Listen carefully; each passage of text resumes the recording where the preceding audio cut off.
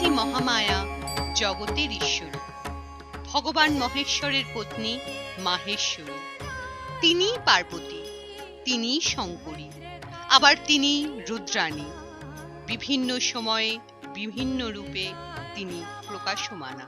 মহাকালের দেবী স্বরূপা তিনিই মহাকালী।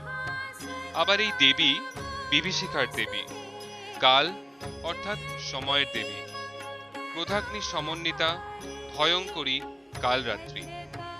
আবার এই দেবী মাতৃস্বরূপা, সমগ্র জগতের শোক যন্ত্রণাকে তাড়ন করে মা ভবতারিণী।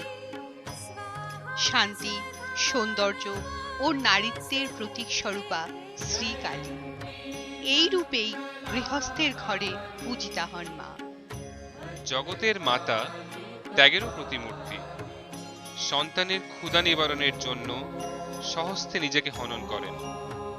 শরীরের শেষ রক্তবিন্দু অবধি দান করে হন ছিন্ন মস্তা।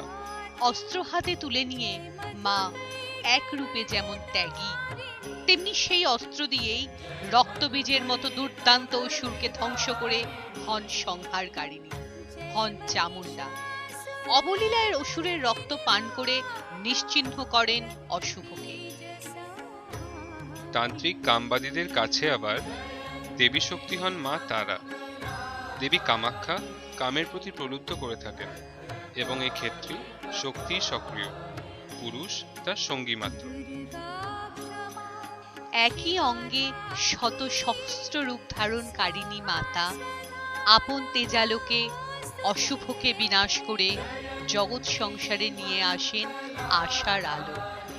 দীপাবলির পুণ্য লগ্নে আমাদের জীবনকে করেন আলোকিত। তাই আজকের দিনে মা ঘরে ঘরে আসেন মহালক্ষ্মীরূপী দীপান্বিতা হয়ে।